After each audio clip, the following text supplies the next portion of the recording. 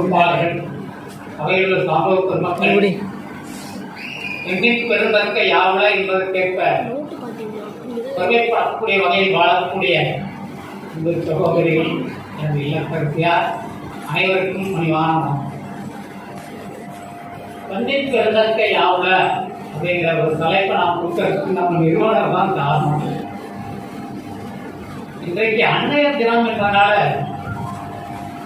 நம்ம இந்திய சமூகத்தில் மனிதநேயம், அன்பு, சகோதரத்துவம், நீதி, நேர்மை இவற்றை நிலைநிறுத்த அறுபாடுபட்ட அன்னையர்களுக்கு நன்றி சொல்லும் விதமாக நான் இந்த நாளை கருதி அன்னையர்களுக்கு நன்றி சொல்லாமல் இருந்தேன். இல்லை ஒரு நல்ல தலைப்பு சொல்லணும்னாலே எவ்வளவு நல்ல தலைப்புனாலும் நாளை அழைப்பு பொருளே கிடைக்கும். அதனால பெண்ணின் பெருந்தற்க யாவுல அப்படின்னு ஒரு வள்ளுவனுடைய வாக்கையை தலைப்பாக கொடுத்திருக்கேன். அதனால இந்த உரைவீழ்ச்சி என்பது 2 பகுதியா இருக்கணும். நான் நினைத்தபடி பெருமைப்படத்தக்க வகையில் வாழ்ந்த அன்னையர்களுக்கு நன்றியும் தெரிவிக்கணும். அது 2வது பகுதியாக வச்சிருக்கிறேன். இன்றைய தலைப்பு பெண்ணின் பெருந்தற்க யாவுல. வள்ளுவன் சொன்னா ஏகப்பட்ட பொருள் இருக்கும். அடுத்த அடியை மட்டும் வச்சு பார்க்கவே இருக்கும். திருமந்திரம், திருக்குறள் இதுக்கெல்லாம் நேரடியா பொருள் பார்த்தா அப்படி முழுமையான பொருள் உணரவே முடியாது. அதெல்லாம் ஆழ்ந்த நுட்பத்தோடு பார்க்கப்பட வேண்டியது. அதனால பெண்ணின் பெருந்தற்க யாவுல அப்படிங்கிற இந்த தலைப்புக்கு இன்றைய அறிவியல் முன்னேற்றத்தில் எடுத்துச் சொல்லப்படும் சில கருத்துக்களையும் அகத்தாய்வு வாயிலாகவே இந்த மனித குலம் இவ்வாறு வாழ்கிறது, இவ்வாறு தலைக்கிறது என்பதை சித்தபெருமான் திருமூலர் வாக்கின் வாயிலாகவும் சில கருத்துக்களை முதல்ல எடுத்துச் சொல்ல வருகிறேன். பெண்ணின் பெருந்தற்க யாவுலங்கிற தலைப்புக்கு அடுத்த சில அற்புதமான அன்னையர்களுக்கு நன்றி தெரிவிக்க வருவேன். நான் இன்றைய தினத்துல பேசுறதுக்கு எனக்கு ஒரு விருப்பம் என்னன்னா, என்னுடைய 2.5 வயசுல என்னுடைய அப்பா இறந்துட்டார், காலமாயிட்டாங்க. என்னுடைய தாயார் அவங்க காலத்துல 2ஆம் வகுப்பு வரைக்கும் படிச்சிருக்கு. கல்வியின் அருமை உணர்ந்து படிக்க வச்சு ஒரு வாழ்க்கையை கொடுத்தது தாயும் தந்தையுமாய் என்பது என்னுடைய தாயார். அவங்களுக்கு என்னுடைய முதல் நன்றி. அதனால முதல்ல என்னுடைய தாய்க்கு நன்றி சொல்லிட்டு இப்ப பெண்ணின் பெருந்தற்க யாவுல சில ஆய்வுகள், அது ஜெனடிக்ஸ் நீங்க எடுக்கலாம், பாலினின்னு எடுக்கலாம், எந்த விதமாக வேணாலும் எடுத்துங்க. அறிவியலில் பல்வேறு துறைகள் மிக விரைவாக முன்னேறி வருகிறது. ஆனால் இயற்கையை முழுமையாக கொண்டு கொண்டாமா என்றால் இல்லை. அதுதான் யதார்த்தமான உண்மை. இயற்கையை முழுமையாக விஞ்ஞானம் புரிவதற்கு இன்னும் காலமாகும். அவ்வளவுதான், முடியாமல் சொல்ல காலமாகும், நீண்ட காலம் இருக்கலாம். இப்ப விஞ்ஞானத்தில் நம்ம கண்டுபிடிச்சதெல்லாம் என்ன? நாம் நடைமுறையில பார்க்கக்கூடிய உயிரினங்களின் வாழ்க்கைய தோற்றத்திற்கு காரணமாக அருளாளர்கள் சொல்வது ஒளியாற்றம், ஒளியாற்றம், நாதம், விந்து, இதுதான் உருவாக்கத்திற்கு காரணம். இந்த அடிப்படையில தான் கோவில்கள் எல்லாம் ஒரு காவி பட்டையும் ஒரு வெள்ளை பட்டையும் அடிக்கும். நாதம் என்பது அந்த காவிப்பட்டை, விந்து என்பது வெள்ளை என்பதற்காக, ஒளியின் தன்மை என்பதற்காக ஒரு வெள்ளைப்பட்டை. அந்த தத்துவத்துக்கு தான் அடிச்சிருக்காங்க. ஆனா கோயிலுக்கு போறோம் தத்துவத்தை புரிஞ்சுக்கிட்டாங்களா அது சடங்கான்னு எனக்கு தெரியாது. அதே மாதிரி இறை வழிபாட்டின் போது தீபாவளி காட்டும் போதெல்லாம் மணி அடிப்பாங்க. ஒளியும் புள்ளியும் சேர்ந்துதான் உயிர்கள் உருவாகின்றன. அந்த தத்துவம் தான் இறைசக்தி என்பதே நாமும் விந்துதான், சவுண்ட் அண்ட் லைட், அந்த தத்துவம் தான் அதில் அடங்கியிருக்கு. இதை அகத்தாய்வு பண்ணவங்க தான் மிகச்சிறப்பா சொல்லியிருக்கோம். நான் சித்தபெருமான் திருமூலருடைய வாக்குல இருந்து இதெல்லாம் கொஞ்சம் விளக்கமா சொல்லலான்னு இருக்கேன். நல்ல அற்புதமான இறைசக்திகள். இது மட்டும்தானா? மரபணுக்கள் பிறக்கக்கூடிய உயிரினங்கள் ஆனா பெண்ணா என்பதை தீர்மானிக்கின்றன. அது பாலூட்டிகளை பொறுத்தவரை பெரும்பாலும் உண்மை, மரங்களிலும் உண்மை. ஆனால் சில விலங்கினங்கள் விதிவிலக்காக இருக்கின்றன. ஆமை, முதலை, இதெல்லாம் பார்த்தோம்னா இதெல்லாம் கடற்கரையில வந்து எல்லாம் ஆழமா குழி தோண்டி முட்டையிட்டு மூடி வச்சுட்டு போயிடும். அந்த முட்டையிடுவதற்கு ஆண் பெண் சேர்க்கை தேவை. ஆனால் அந்த முட்டையிலிருந்து வரக்கூடிய குஞ்சு ஆணா பெண்ணா என்பதை மரபணு தீர்மானிப்பது இல்லை. அது கடற்கரையின் வெப்பநிலையால் தீர்மானிக்கிறது. 31 டிகிரி சென்டிகிரேடுக்கு மேல வெப்பநிலை இருந்தால் பிறக்க போறது பெண் குஞ்சு.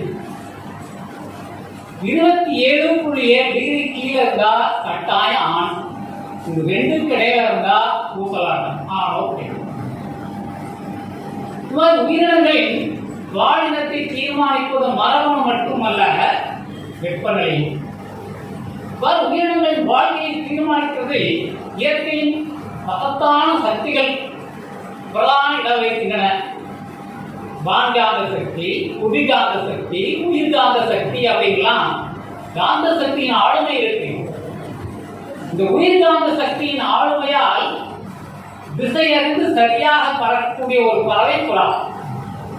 அதை வச்சுதான் தூதெல்லாம் அனுப்புனாங்க முன்னோர்கள்லாம். இப்ப இல்ல. அதே மாதிரி புவிகாந்த சக்தி எந்த இடத்தில் மிகுந்துள்ளது என்பதை தன்னுடைய இயற்கை உணர்வால் அறிந்து கன்றுகளை ஈனுவதற்கு உயரமான விலங்குகள் சரியான இடத்தை தேர்வு செய்யும். ஒட்டகச்சினி, ஒட்டகம் இதெல்லாம் இயற்கையா வாழ விட்டு நம்ம கட்டி போட்டா கிடையாது. அது இடத்தை தேர்வு செய்யும். இந்த புவிகாந்த சக்தி, வான்காந்த சக்தி, உயிர்காந்த சக்தி மிக மிக ஈர்ப்பியல் சக்தி ரொம்ப அத்தியாவசியம். நடமாட்டத்துக்கு அதான் காரணம். இப்போ ரத்த ஓட்டம் ஓடுது. இதயத்துக்கு கீழே வரக்கூடிய ரத்த ஓட்டம் புவியீர்ப்பு விசைக்கு இதமாக ஓடுகிறது. இதயத்துக்கு மேலே செல்லக்கூடிய ரத்த ஓட்டம் புவியீர்ப்பு விசைக்கு எதிராக ஓடும். இந்த இயக்கத்தை நிர்ணயிப்பது யார்? இதயத்தில். அப்ப இதயத்தின் படைப்பு அவ்வளவு அற்புதமானது. இதயத்தின் அறிவு, இயற்கையின் அறிவும் ஆற்றலும் மனித அறிவுக்கும் ஆற்றலுக்கும் அப்பாற்படும். அதேபோல் கீழங்கிய ரத்தம் பாதம் வரை சென்று மேலேறுவதற்கு காரணமாக இருப்பது கெண்டைக்கால்கள், இரண்டாம் இதயம், அந்த தசைப்பகுதி. அதுதான் காரணம். அதுதான் கீழே இறங்க ரத்தத்தை மேலே தருவது புவியீர்ப்பு விசைக்கு எதிராக. எனவே இயற்கையின் படைப்பு அற்புதமானது. ஒவ்வொரு விதத்தில் சொல்லியே போலாம். இயற்கையில் மகத்தான சக்திகள் உண்டு. அதுல இந்த படைப்பை ஆராயும் போது ரொம்ப அற்புதமானலாம் சொல்லியிருக்காங்க. இப்ப அந்த அறிவியல மட்டும் சில விஷயங்களை சொல்லிட்டு போயிடறாங்க. பாலைவனத்தில் வாழக்கூடிய ஒரு பள்ளியினம், இது வீடுகள்லாம் பார்க்கக்கூடிய உயிரினம் தான். மரங்களில் பார்க்கறது சற்று உருவம் பெருசா இருக்கலாம், நேரத்தில் மாறுபட்டிருக்கலாம். பாலைவனங்களில் வாழக்கூடிய ஒரு பள்ளியினத்துல ஆண் என்பதே கிடையாது. 100% பெண்கள் தான். பாலைவன பகுதியில் வெப்பநிலை மிகுந்திருக்கும். அந்த பள்ளி கொஞ்சம் வளரும். தானாக கருவுறும் வெப்பத்தால் தானா முட்டையிடும். முட்டையிலிருந்து அடுத்த சந்ததி வந்துடும், வளரும். ஆண் சேர்க்கை என்பதே கிடையாது. ஆண் என்பது இல்லாத ஒரு உயிரினம் உண்டு. மரபியல் சொல்றதுதான், அறிவியல் சொல்றதுதான். ஏன்னா நீங்க திருமணத்தை ஏத்துக்கிறதுக்கு முன்னாடி அறிவியலை சொல்லிட்டு போயிடும். எல்லாருக்கும் அறிவியல் சொன்னா பெருசு, அகத்தாய்களை சொல்றது சரியில்லைங்கிற அது ஒரு மனநிலை இருக்கு. அதுக்காகத்தான் இந்த அறிவியல் முடிவுகளை முதல்ல சொல்றேன். இன்னும் கூட கடல்ல கோமாளி மீன்கள் இருக்கு. அது கூட்டமாக வாழக்கூடிய ஒரு உயிரினம். பிறக்கும் பொழுது அத்தனை ஆணா இருக்கும். வளர்ச்சி அடைந்த பின்னர் அத்தனையும் பெண்ணாக மாறும்.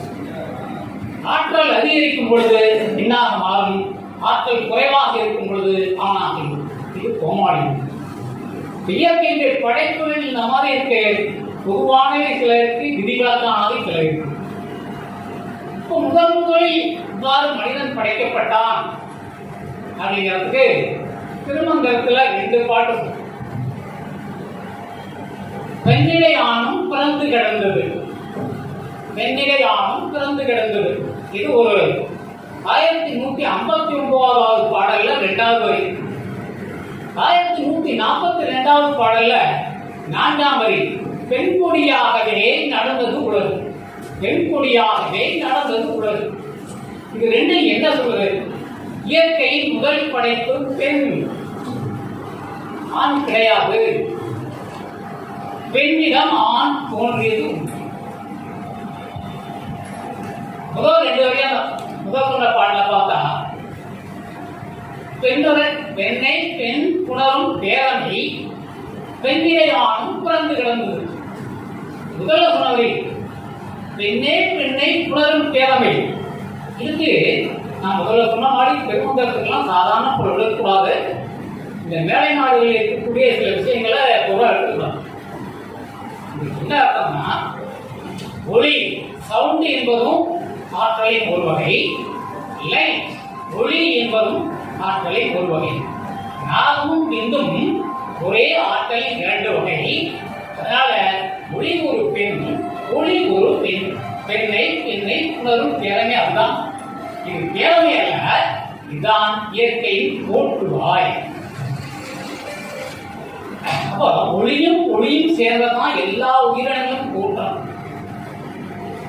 இது எல்லா உயிரினத்துக்கும் பொருந்தும். அதுக்கடுத்து 2வது பாடல் சொன்னேன், வெண்குடியாகவே விளங்கி வருவதால் பெண்குடியாகவே நடந்தது உலகு. கடைசி 2 வரி 1142வது பாடல்ல கடைசி 2 வரி விண்குடியாகவே விளங்கி வருவதால். முதல்ல விண்ல தான் பிரணவ ஒளி கேட்டுச்சு. இந்த பிரணவ ஒளிய எந்த ஆராய்ச்சியும் இல்லாம நம்ம அகத்தாய்வு என்ற சித்தப்ப மக்கள் வரலாற்றை சொல்லிட்டு போயிருக்காங்க.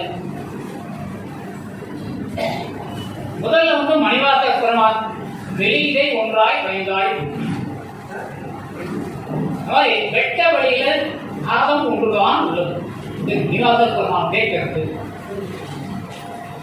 அதுக்கடுத்து என்னோட சொல்லியிருக்காரு, மானினை மறைந்த மரப்பொருள் பொருளில் மூடினை நின்ற ஒரு மந்திரம். வெட்ட வழியில் இருக்கக்கூடிய இந்த ஓம் என்ற கணவம் உள்ளேயும் ஒழித்துக் கொண்டு இவர் சொல்லியிருக்கார். திருவாசக பெருமான் ஓவாத சத்தத்தின் ஒளியே தோன்றி. ஓவாத சத்தம்னா நாவினால் எழுப்பப்படாத சத்தம், அப்பெரும் இல்லாமல் ஏற்படுத்தப்பட்ட சத்தம், அசைவில்லாம ஒளியா. இந்த அண்டம் உலகம் வெட்ட வெளியிலும் நிரம்பி இருக்கக்கூடியது அணுக்குகள். விண்ணில் அணு தத்துவம் இருக்கு. அணுக்கள்ல புறக்கூடுகள்லாம் எலக்ட்ரான்கள் இருக்கு. எலக்ட்ரான்களின் அசைவால் ஏற்படக்கூடியது இந்த பிரணவ ஒளி அல்லது ஓங்கார ஒளி. இதுதான் பிரபஞ்ச ஒளி, யூனிவர்சல் சவுண்ட். அது இயற்கையின் எல்லா பரிமாணத்திலும் நிறைவுள்ளது. நம் பூமியிலும் கேட்கலாம். எங்க இருக்குன்னு சொல்லி நாம கேட்கலையே. நம்ம காதுக்கு சக்தி, நம்ம காதின் கேட்கும் திறன் 20 ஹெர்ட்ஸ்ல தொடங்கி 20,000 ஹெர்ட்ஸ் வரைக்கும் தான். இந்த எல்லைக்குள்ள இருக்கக்கூடிய ஒளியை மட்டும்தான் கேட்க முடியும். வயசாயிருச்சுன்னா இந்த எல்லைக்குள்ள உள்ளதையும் கேட்க முடியும். அப்ப 20 ஹெர்ட்ஸ் கீழே போனா கேட்க முடியாது. பிரபஞ்ச ஒளியின் அதிர்வெண் 7.83 ஹெர்ட்ஸ்னு அண்மையில ஜெர்மனியில ஒரு சயின்டிஸ்ட் கண்டுபிடிச்சிருக்கார், சோமன். இந்த பிரபஞ்ச ஒளியின் அதிர்வெண் 7.83 ஹெர்ட்ஸ் தான். அதனால நம்ம காது கேட்கணும். நடத்தையும் இருக்கு, நாம கேட்கணும். விண்ணில் தோன்றிய இந்த ஓங்கார நாதம் அனைத்து படைப்பிற்கும் முதலாய் தெரிஞ்சது. திரும்ப வேறொரு இடத்துல சொல்றாரு, ஓங்காரத்துள்ளே உதித்த 5000 பூதங்கள், ஓங்காரத்துள்ளே அண்ட சராசரம், ஓங்காரத்தை அதிர்த்து உயிர் மூன்று முக்கிற ஓங்கார சீவ பர சிவ சுகமி. இது ஒரு பாடம். இந்த 5பூதங்களும் உருவாக காரணம் ஓங்காரம். ஓங்காரம் எங்கே வருது? அணுக்களின் இசைவினால, அதிர்வனால. அணு இல்லாத ஒன்று கிடையவே கிடையாது. பிரபஞ்சம் முழுக்க நிரம்பியுள்ளது அணு மற்றும் ஆற்றல். இது 2 தான் நிரம்பி இருக்கு. இந்த ஆற்றல் வகை தான் முன்னாடி சில ஆற்றலாம் சொன்னோம். இப்ப பிரபஞ்சம் முழுக்க நிரம்பி இருக்கிறது அணுக்கள். அவற்றின் இசைவினால் தோன்றக்கூடிய இந்த ஓங்காரம் தான் அனைத்து படைப்புகளும் படைக்கிறது. இதை இன்னும் ஆன்மீகத்தில் விரிவா சொன்னா, உயிரின தோற்றத்திற்கு அசையும் வழியிலிருந்து 2 மாபெரும் சக்தி வந்தது. பிரணவம், ஜோதி. பிரணவம் என்ற ஓங்கார ஒளியிலிருந்து தோன்றியது நிலம், நீர், நெருப்பு, காற்று, ஆகாயம். 2 பிரணவம் ஓங்கார ஒளியில் ஒரு நாகத்தில் தோன்றியவை. ஜோதியிலிருந்து தோன்றியவை அண்ட ஒளி, பிண்ட ஒளி. இது அபயவர்த்தம் சொல்லுவாங்க. அண்டத்தில் உள்ளதே பிண்டத்திலும், அறிந்துதான் பார்க்கும் போதே அண்டத்தில் உள்ள நிலம், நீர், நெருப்பு, காற்று, ஆகாயம் இந்த பிண்டத்தில் இருக்கு. தசை, எலும்பு, நரம்பு இதெல்லாம் நிலம். இந்த உடம்பின் 67% நீர், ரத்தத்தின் 50% நீர். நிலம் இருக்கு, அதுக்கடுத்து நீர் இருக்கு, காற்று உயிரோட்டமாய் ஓடக்கூடியதே காற்று சக்தி. இந்த உடம்புக்குள்ள 50 பில்லியன் செல்கள் இருக்குன்னு சொல்றாங்க. பில்லியன்னா சயின்ஸ்ல 10^12 சொல்லுவோம். ஒன்றை போட்டு பக்கத்துல 12 சைபர் போட்டு அது பேர் பில்லியன். உங்களுக்கு எளிதா சொல்லணும்னா 1 லட்சம் கோடி. உடம்புல 1 லட்சம் கோடி செல்கள் இருக்கு. செல்லுக்குள்ள ஆண்கள்னா சில நூற்றுக்கணக்கான அணுக்கள் இருக்கு. பெண்கள்னா அதை விட மிக அதிகமான எண்ணிக்கை 900 அணுக்கள் எண்ணிக்கை போகும். பெண்களின் செல்கள்லாம் அதிகமான அணுக்கள் இருக்கு. ஒவ்வொரு அணுவிலையும் இந்த செல்லுக்குள்ள பல அணுக்கள் சேர்ந்த கூட்டமைப்பு தான். நாம சாப்பிடக்கூடிய உணவு செல்லுள்ளே புகுந்து இந்த மாவு சத்து ஆற்றலாக மாற்றப்படுவதற்கு எரிக்கப்பட வேண்டும் அல்லவா? அந்த எரியூட்டும் சக்தியாக இருப்பது காற்றில் உள்ள ஆக்சிஜன். இந்த ஆக்சிஜன் இல்லைன்னா முடிஞ்சிருச்சு. ஒவ்வொரு நாளும் கோடிக்கணக்கான செல்கள் அழியும், கோடிக்கணக்கான புது செல்கள் உருவாகும். அழியும் செல்களின் எண்ணிக்கையை விட உருவாகும் செல்கள் அதிகமாக இருந்தால் நலமாக இருப்போம், இல்லாட்டி உடல் நோய். அப்ப இதெல்லாம் அறிவியல் முடிவுகள் தான். ஆக்சிஜன் ஒவ்வொரு செல்லுக்குள்ளேயும் போய் எரியூட்டும் சக்தியாக மாறி ஒவ்வொரு செல்லுக்கும் ஆற்றலை கொடுத்து கொண்டிருக்கிறது. உடம்பில் உள்ள ஒவ்வொரு செல்லும் ஒரு பவர் பேங்க்னா அதனுடைய ஆபரேஷன் செயல்பாடு ஆக்சிஜனால இருக்கு. உடம்பின் முழுமையான இயக்கத்தை விவரிப்பது தச வாயுக்கள், 10 வாயுக்கள். அப்ப காற்றோட்டம் இல்லாம உயிர் வாழ்க்கை கிடையாது. நம்ம உடம்புல இருக்கு. கலைஞர்கள் அந்த கிலோமீட்டர் இல்ல, இங்கே இருக்கு. நெருப்பு, பசி என்ற உணவை தூண்டுவதே நெருப்பு. சூரிய நாடி, சந்திர நாடியில் சூரியகளை, சந்திரகளை, இடங்களை, பெண்களையா ஓடுவது வெப்ப சக்தி. சுற்றுப்புற வெப்பநிலை இப்ப 40க்கு மேல போயிருக்கோம். இருந்தாலும் நம்ம வெப்பநிலைங்கிறது இந்த 35.8, அதாவது 98.4 டிகிரி ஃபாரன்ஹீட். இதை விட கூடாம குறையாம வைக்கிறது என்ன? வெப்ப சக்தி. உள்ள வெப்ப சக்தி. ஆகாயம் எங்க நம்ம உடம்புல? ஆகாயம்ங்கிறது தோற்றமும் முடிவும் தெரியாத ஒரு வெளி. இது வாய், ஆசன வாய். இங்க தொடங்கி இதுக்கு முன்னாடி தோற்றம் கிடையாது, பின்னாடி முடிவு கிடையாது. இது ஆகாயம். எனவே அண்டத்தில் உள்ள சக்திகள்லாம் பிள்ளர்கள். அவையார் சொன்னது எவ்வளவு நுட்பமானது. இதே மாதிரி ஜோதியில அண்ட ஒளி, இந்த ஒளி இருக்கு. அண்ட ஒளிங்கிறது அக்னி ஒளி, நட்சத்திர ஒளி, சூரிய ஒளி, சந்திர ஒளி.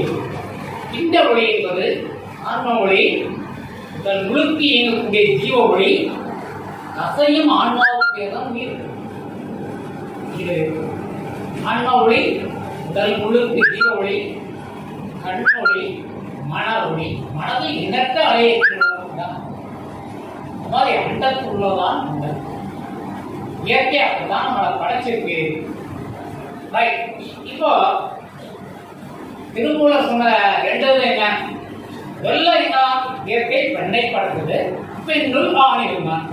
இதான் திருமூலருடைய கருத்து. பின்னுடைய ஆணும் பிறந்து கிடந்தது, பெண்குடியாகவே பிறந்தது உலகு.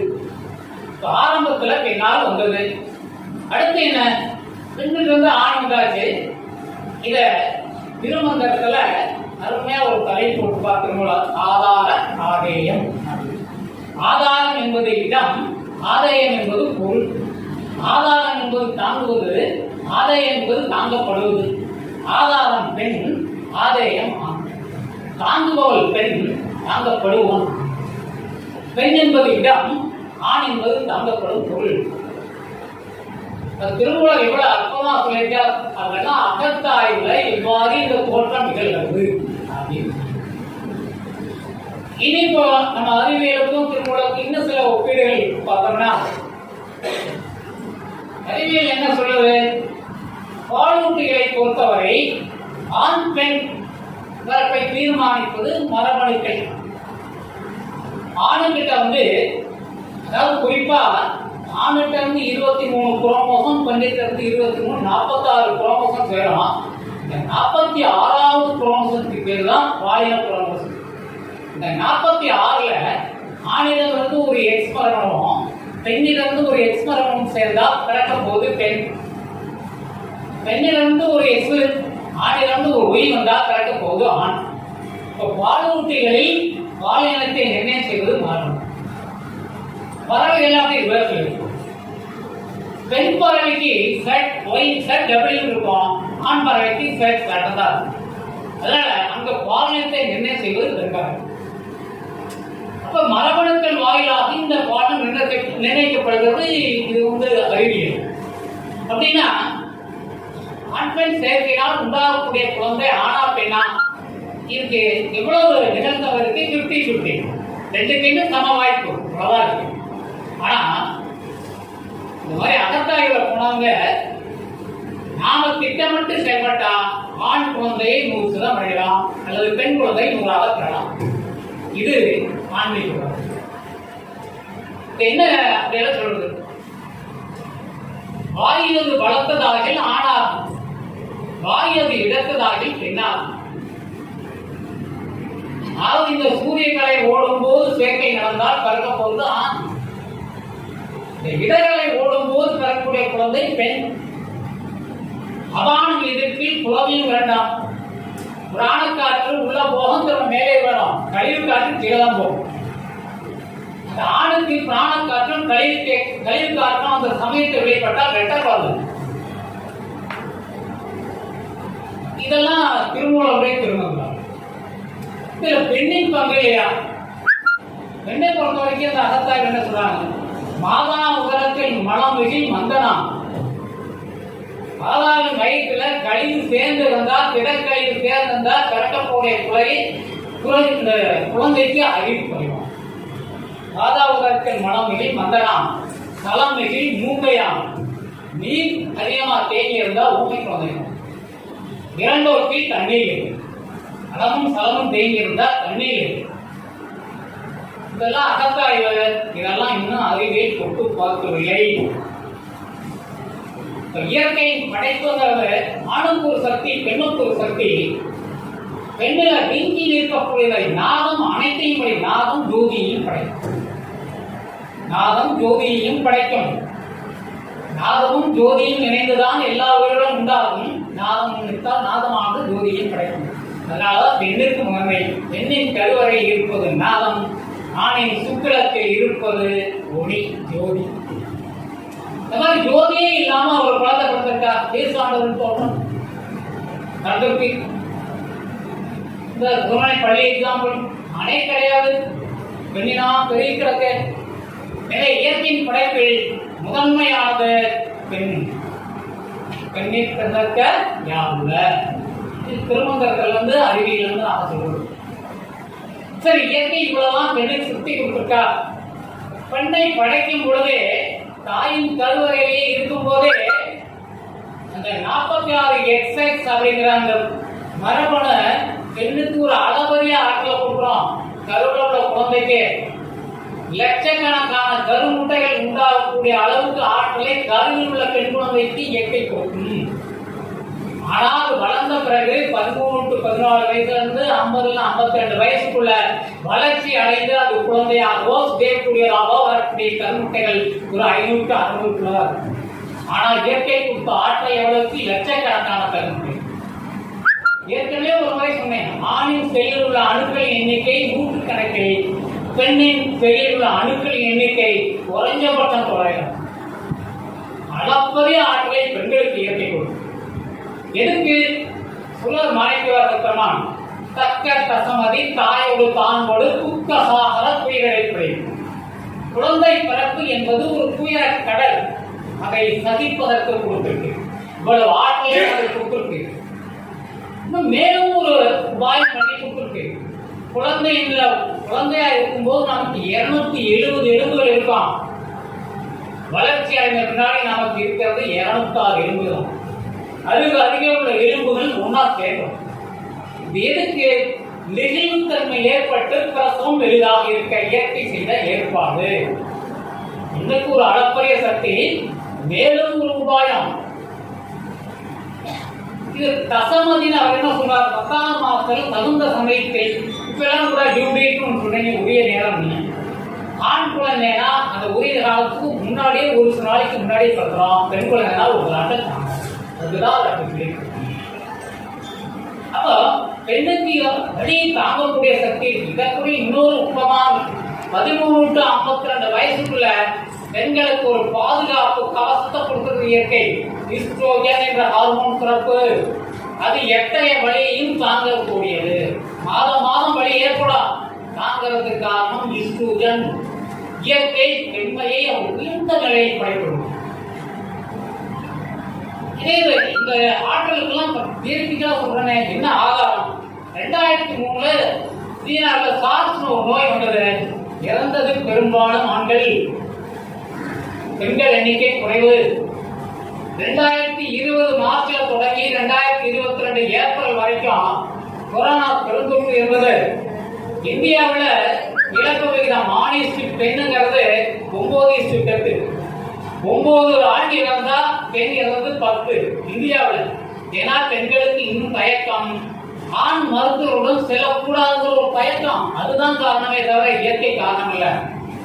சீனாவில் ஆண் பெண் உயிரிழப்பு வீதம் 70:30. 70 ஆண் இறந்தா 30 பெண். யூரோப்பிய நாடுகளில் புரட்டி போட்டது கொரோனா. 63:37. 63 ஆண் இறந்தால் 37 பெண் இறப்பு. பெண்ணின் வல்லமை அவ்வளவு இருக்கு. எடுத்துக்காட்டு. அதனால அத்தனை ஆற்றல் அற்புதமாக அமைக்கப்பட்டுள்ள ஒரு உடல் என்பது பெண்ணின் உடல். இது பெண்ணின் பிறக்க யாவலங்கிறதுக்கு ஓரளவு சிறந்தவர். குழந்தை பிறப்புக்கு அற்புதமான இருக்கு. இயற்கையில இருமைத்தன்மைன்னு ஒரு அற்புதமான தன்மை இருக்கு. இரவு பகல் ஒரு எக்ஸாம்பிள். அது மாதிரி நாகமும் விருந்தும் சேர்ந்து இருட்டறையை தான் வளர முடியும். இந்த இருட்டறை என்பது பெண்ணின் கருப்பை, சரியான அமைப்பு. அதுக்கடுத்து இந்த உயிரணு உள்ள போகும், அவ்வளவுதான் ஆணை பங்கு.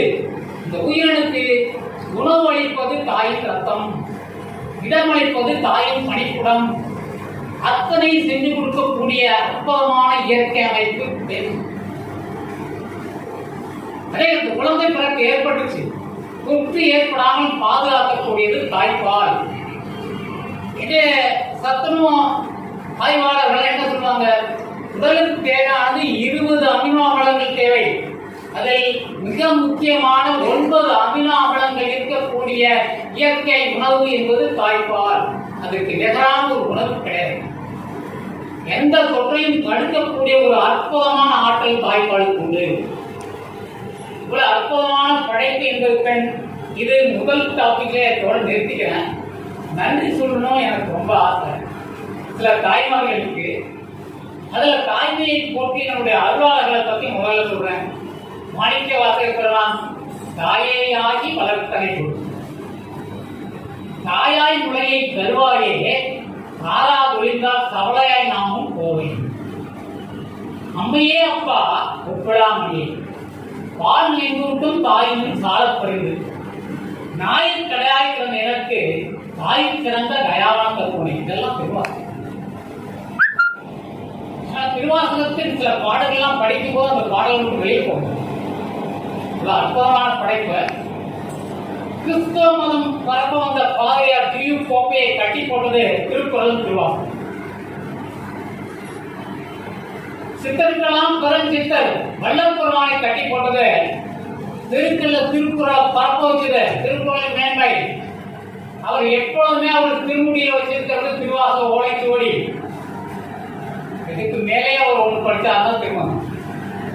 ஆன்மீக தத்துவங்களை உரைப்பது திருமணம். இது மூலம் அவருக்கு அவ்வளவு அற்புதமான நம்முடைய அறிவு கருவூலங்கள் இதெல்லாம். சரி, மாணிக்கவா சமைகள். அதுக்கடுத்து ஈன்றாளுக்கு என்ன கடவுளங்கள் போயா, ஈன்றாளுக்கு நிகரான ஒரு தெய்வமில்லை. பாரதியார் மண்ணில் யாரும் தெய்வம் என்றால் மனையாளும் தெய்வம் என்றோ. எனக்கு மனையாளா இருக்கலாம், ஆனா என் பிள்ளைகளுக்கு தாய். மனையாளும் ஒரு தாய். மண்ணில் யாரும் தெய்வம் என்றால் மனையாளும் தெய்வம் என்றோ. பாரதி ஒரு மிகப்பெரிய சித்தர். எங்க நினைவுல பாடினாரோ, இப்ப எக்ஸாம்பிளா கும்பகோணம் பக்கத்துல கதிராமங்கலம்னு ஒரு இடம் இருக்கு. அதுல பத்மாவதி தாயார் ஒருத்தவங்க சித்துக்களை அடைஞ்சிட்டாங்க. இல்லறத்தை முழுக்க இருந்தவங்க தான் சித்தரா மாறிட்டாங்க. அவருடைய கணவர் காவல்துறையில பணிபுரிந்து ஓய்வு பெற்றுட்டார். இவங்க மகா சமாதி அடைஞ்சிட்டாரு. அந்த மகா சமாதியில வர்றவங்களுக்கு அன்னதானம் பண்றவரே அவர்தான். மண்ணில் யாவும் தெய்வம் என்றோ மனையாலும் தெய்வம் என்றோ, எத்தன்மை குற்றம் ஏற்றினும் தாய் கொடுக்கும் அத்தன்மை இன்னதும் என்றோ பராபரணி வாயுமான சுவாமிகள். தாயாய் எனக்கு தந்தையுமாய், இது வல்லது. ஈன்றாளுமாய் எனக்கு எந்தையுமாய். எல்லாரும் தாயை தான் முன்னேறிட்டாங்க. அதனால ஏன் தாய்மை என்பது உறவு அல்ல, அது உணர்வு. அவங்களுடைய மரணம் தருவாயில கூட எந்த குழந்தை சரியான வசதி வாய்ப்பு இல்லாம அடிப்படை தேவை இல்லாம இருக்கோ அதனுடைய நினைவாக இருக்கும். தாய்மை என்பது உறவு மட்டுமல்ல, அது ஒரு உன்னதமான உணர்வு. இத தேவாரம், திருவாசகம், திருவள்ளுவா எல்லாம் சகட்டுமணி படை. உனாய் உயிராய் உணர்வாய் என்னுள் கிடந்து. உணர்வாய் இருப்பன் இறைவன். உணர்வுக்கு எடுத்துக்காட்டு தாய். பைபிள் எடுத்துக்காட்டிருக்கு. இறைவனின் அன்பு கழுகின் அன்பிற்கு ஈடாகும். கழுகு என்ன செய்யும்? உயரமான மரத்துல உச்சியில இருக்கக்கூடிய கிளையில கூடவட்டும். அது முள்ளா இருக்கக்கூடிய குச்சி, முக்குச்சிகளை வச்சுதான் கட்டும். அதான் அது கூடு நிலையா நிற்கும். முள்ளும் சிக்கிட்டு நிற்கும். நம்ம பெரிய கோயில ஒரு கல்லுக்குள்ள இன்னொரு கல்ல மாட்டிக்கிட்டு அப்படி கூட கட்டும். மேல இந்த வயிற்று கோயில மெல்லிய இறைகளை எடுத்து போட்டு போட்டு கொத்தி போட்டு போட்டு நல்லா வெத்த மாதிரி ஆக்கி வைக்கணும். நான் இதுக்கெல்லாம் முன்னாடி ஒன்று செய்யும். அது முட்டை இணை சேர்ந்து முட்டையிட்டு அந்த குஞ்சு பொறித்து வளர்ந்து அது பறக்கும் போது அது காப்பாற்றக்கூடிய ஒரு ஆண் தேவை நினைக்கலாம். அத்தகைய ஆணை தேர்ந்தெடுப்பது பெண்களுக்கு. என்ன செய்யணும்? இணை சேர்வதற்கு முன்னாடி உயரமான கிளையிலிருந்து ஒரு குச்சியை போடுறோம். கரையில விழுகிறதுக்கு முன்னாடி அந்த ஆண்களுக்கு தூக்கிட்டு வந்தாதான் இணை சேரணும். ஏன் இந்த கூடு கட்டி இணை சேர்ந்து முட்டைக்கு பின்னாடி பொறிச்சிருச்சு, பிறகெல்லாம் முளைச்சிருச்சு. கூட்டிலேருந்து அப்படியே அடிச்சுக்கும். அடுத்து ஒரு நாள்ல பறக்கும். அப்படி பறக்கும் போது அது பறக்கணுங்கிறதுக்கு தாய் பறவை என்ன செய்யும்? ஒவ்வொரு குச்சியா கட்டிடும். கூட்டுல இருந்து முள்ளு குத்தும். இப்ப பறந்தே ஆகணும். பறந்து கீழே போகும்போது அதுக்கு திறன் இருந்துச்சுன்னா பறந்து போயிடும். தாய்க்கும் தந்தைக்கும் மகிழ்ச்சி. இல்லைன்னா தந்தைகளுக்கு போய் தரையில விழுகிறதுக்குள்ள போயிடும். அதுக்குதான் இறைவனுடைய கருணை. கருணை என்பது பலியின் கருணைக்கு சமம்னு பைபிள். ஒரு பறவை, நம்மளோட அறிவு குறைவான பறவைக்கு எவ்வளவு கருணை, எவ்வளவு அறிவு. அளவுக்கு அதுதான் இறைவனை அறிவாகவும் ஆற்றலாகவும் பார்ப்பாங்க, கருணையாகவும். விலங்கிலும் அதே மாதிரி உண்டு. விலங்குகளுக்கும் இந்த தாய்மையும் அவருக்கு உண்டு. பாம்பெல்லாம் பார்த்தா ஓடும். இவ்வளவு சூழ்நிலை பண்ணா ஓடும். ஆனா அடைகாக்கக்கூடிய பாம்பு கிட்ட போனீங்கன்னா நடக்குது. அது தாய்மை உணர்வு. வருந்தம்னா கோழி ஓடும். ஆனா குஞ்சுகள் இருக்கும்போது எடுத்து அடிக்கும். அது தாய்மை உணர்வு. தாய்மை என்ற உணர்வு உறவு மட்டுமல்ல, அற்புதமான உணர்வு, உன்னதமான உணர்வு. இந்த மாதிரி அற்புதமா நம்ம தாய்மையை பாடியிருக்காங்க முன்னோர்கள் தான். நான் எனக்கு பிடித்த சில தாய்மார்கள் நிறைய பங்களிப்பு செஞ்சிருக்காங்க. சில தாய்மார்களை பற்றி சொல்ல போறேன். அவங்களுக்கு நன்றி தெரிவிக்கிறதா என்னுடைய கடமை. முதல்ல நிறைய புலவர்கள் ஆண்பால் புலவர்களா இருக்காங்க. அவ்வையாரம் வந்துடுறாங்க. எத்தனை அவ்வையார்கள் எனக்கு தேவையில்லை. வேதனை பெற்ற பிராட்டி, ஒரு மூதாட்டின்னு வச்சுக்கோம். ஆத்திசூடி, கொன்றை வேந்தன், நெல்வெளி, மூதுரை, எவ்வளவு இலக்கியம், நெறி சார்ந்த வாழ்க்கை முறைக்கு எவ்வளவு அறிவு கருவங்களை கொடுத்துருக்காங்க. நம்முடைய முன்னோர்கள் காலத்துல திண்ணை பள்ளிகளில் இதெல்லாம் சொல்லிக் கொடுத்ததுனால முதுமையிலும் செம்மையாக வாழ்ந்தார்கள். வாழ்க்கை என்னவென்று தெரிந்து வாழ்ந்தார்கள். வாழ்க்கையின் குறிக்கோள் என்னன்னு தெரிஞ்சது.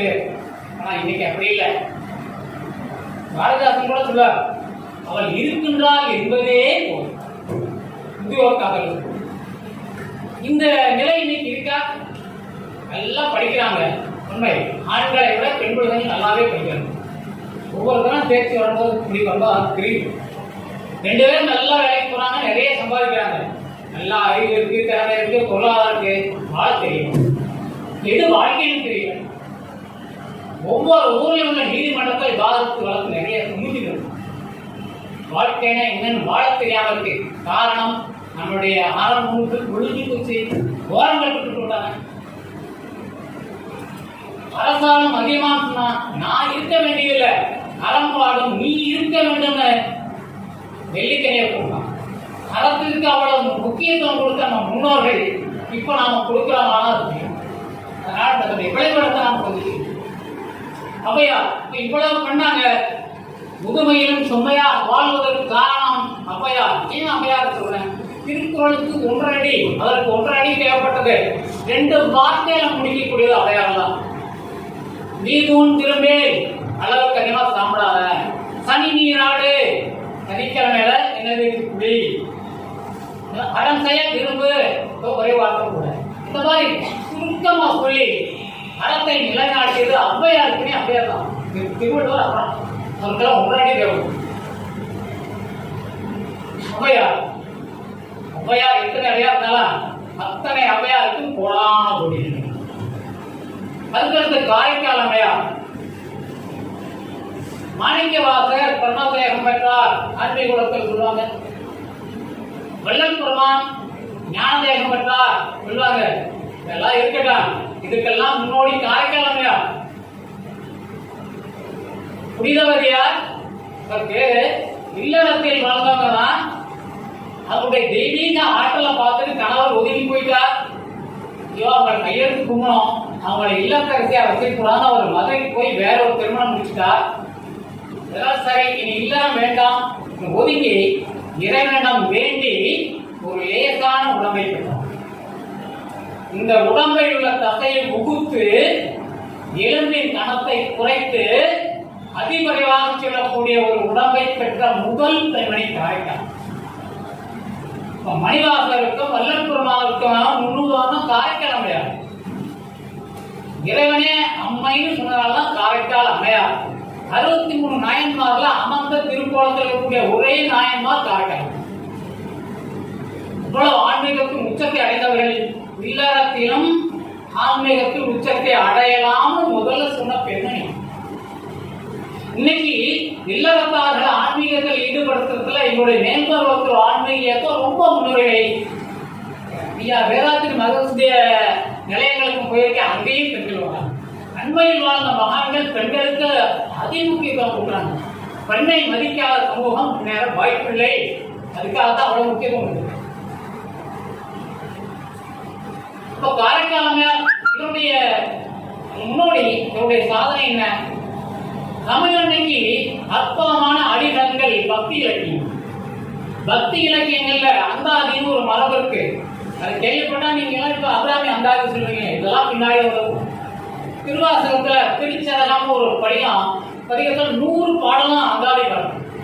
திருவாசகத்தில் பல பதிகத்தில் 10 பாடல்களுமே அந்தாதி பாடல். மாதிரி ஜனப்புலவில் இன்னும் பாடக்கூடியதெல்லாம் அந்தாதி மரபுல வருதுன்னா அது தெய்வீகம். ஒரு பாடலின் தொடக்கம் அடுத்த ஒரு பாடலின் முடிவு அடுத்த பாடலின் தொடக்கமாகும். இப்படியே போய் கடைசி பாடலின் முடிவு முதல் பாடலின் தொடக்கம். அதான் அந்தாதி மரபு. இந்த அந்தாதி மரபுல உங்களுக்கெல்லாம் மணிக்குவாதத்துக்கெல்லாம் முன்னாடி பாடுறதை காரைக்கால் அற்புத திருவந்தாதி அப்படின்னு 7ஆம் நாள் பாடியிருக்காங்க. இலக்கியத்துல நிறைய மரபுகள் இருக்கு. கட்டை மணிமாலைன்னு ஒண்ணு பாடியிருக்கோம் காரைக்கால். கட்டளை கைக்குறை வெண்பா, இந்த 2 மரபையும் முதல் பாடல் கட்டளை கைக்குறை, அடுத்தது வெண்பா. கட்டளை கைக்குறை வெண்பா இப்படி மாற்றி மாற்றி பாடுவாங்க. 2 மணிகளை மாற்றி மாற்றி அமைக்கும் மாலை போல 2 இலக்கிய மரபுகளை போட்டு பாடக்கூடிய ஒரு அற்புத தலைவர் கட்டை மணிமாலை. திரு கட்டை மணிமாலைங்கிறத பாடல் காரைக்கால் தமிழுக்கு அவ்வளவு பண்ணியிருக்காங்க. இது காரைக்கால் அம்மையார் என்ற புனிதவரையார் புராண உடைய மூணாவது சாரதா தேவியார், அன்னை சாரதா தேவியார். பகவான் ராமகிருஷ்ணர் மகா சமாதிக்கு பிறகு 33 ஆண்டுகள் அவருடைய சீடர்களுக்கும் பக்தர்களுக்கும் தாயாய் விளங்கியவர். அவங்களுடைய ஆன்மீக பணிங்கிறது வேறு. அவங்களுடைய சிந்தனை குறித்தது என்ன? ஆன்மீக நிலையங்கள் பஜனை மடங்களாக இருக்கக்கூடாது, அறிவு நிலையங்களாக இருக்கக்கூடாது. அதுக்காக ஏற்படுத்தப்பட்டதான் ராமகிருஷ்ண மடம். அன்னை சாரதா தேவியுடைய முயற்சியால் துறவிகளால் ஏற்படுத்தப்பட்ட கல்வி நிலையங்கள் தான் ராமகிருஷ்ண மடம். ஆதரவற்ற ஆண் குழந்தைகளுக்கு தங்குமிடமும் உணவும் கல்வியும் கொடுத்தது முதல் துறவி அன்னை சாரதா தேவி. அவருக்கு கடைசி காலத்தில் பணிவிடை செய்த சரளாமையார் அவர்களால் தோற்றுவிக்கப்பட்டதான் சாரதாமயம், பெண்களுக்கான கல்வி, ஆதரவற்ற பெண்களுக்கான கல்வி அன்னை சாரதா தேவியாருக்கு கொடாமல். அதே மங்காளத்து பகுதியில் தோன்றில அனுதானமயமா அவங்களும் பகவான் ரமணர் மாதிரி சிறு குழந்தைகளிலே தியானம் தியானம் தியானம் இருந்து அருள்நிலையை அடைந்தவர்கள். அவங்க இந்திய சுதந்திரத்துக்கு போராடியவர்களுக்கெல்லாம் அருளாசி வழங்கியவர்கள், போராட்டத்தில் வெற்றி பெற்றார்கள். மகாத்மா காந்தி நம் தேச தந்தை சொல்றோம். இவர் சாத்வீகமான அணுகுமுறை, போராட்ட அணுகுமுறை நேதாஜி. எல்லாருக்கும் ஆசி கொடுத்தது அம்மா அருந்தாமை அம்மா. ஜவஹர்லால் நேரு, மகாத்மா காந்தி, நேதாஜி எல்லாம். நேதாஜி அதே அவங்களாம் நேரு போய் ஆசீர்வாதம் பண்ணலாம். மகாத்மா காந்தி, ஜவஹர்லால் நேரு எல்லாம் அம்மாவை தேடி போய் ஆசீர்வாதம் ஆனவங்க. அருள் இருந்தால் எதையும் சாதிக்கலாம். அங்கெல்லாம் சாதிக்கும். அருள் ஆற்றல் கூட அற்புதமானது. ராதா அருந்தாமைக்கு நன்றி. அவர் எந்த காலத்துல இருந்தாங்கன்னா மகான் அரவிந்தர் பாண்டிச்சேரி, பாண்டிச்சேரி அம்மா, திருவண்ணம் ராமதாஸ் அவர்கள் அவங்க காலத்தில் வாழ்ந்தாங்க.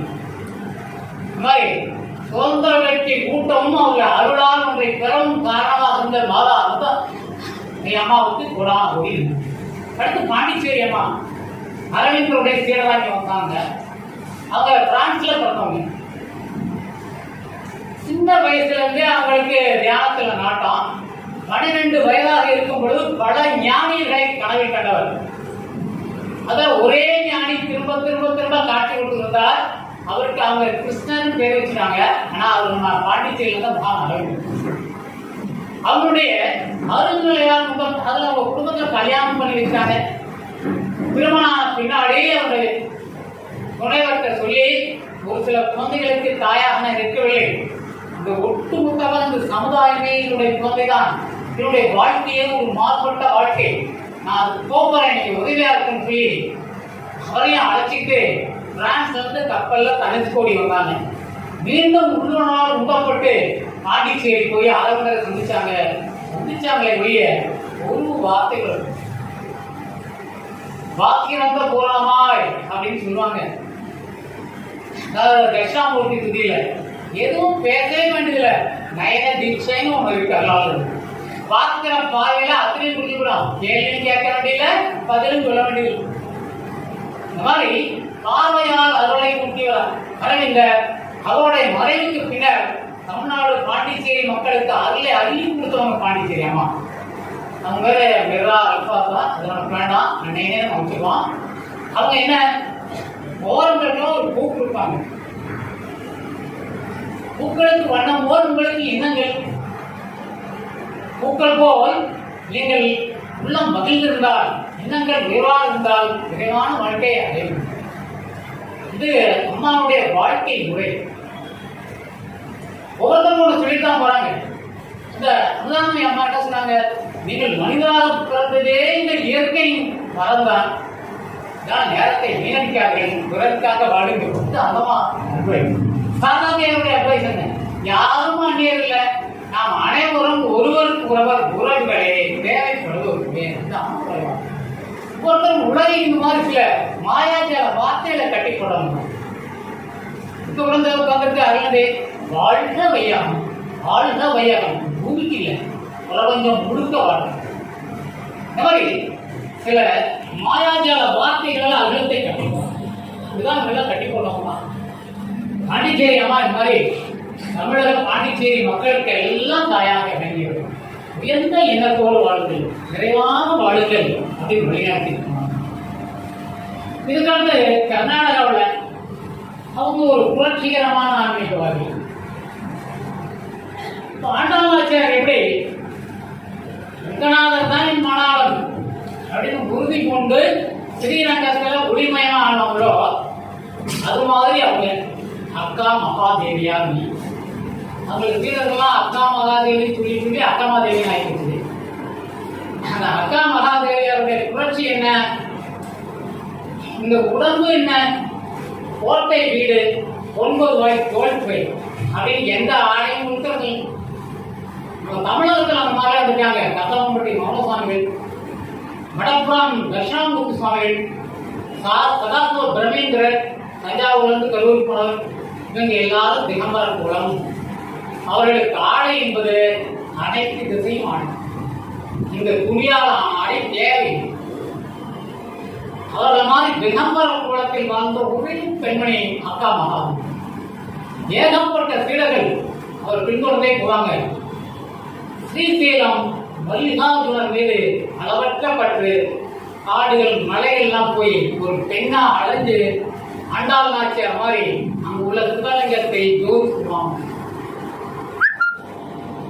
எந்த உச்சத்தையும் அடைய முடியும் பெண்களால் அப்படின்னு காட்டாங்க அக்கா மகாதேவி. இதே மாதிரி இல்லறத்தில் இருந்து முழுமையான ஞானம் பெற முடியும் அப்படின்னு அனுசூயா அம்மையார் ஆந்திராவில் கடைசி வரைக்கும் இல்லறத்துல இருந்தாங்க.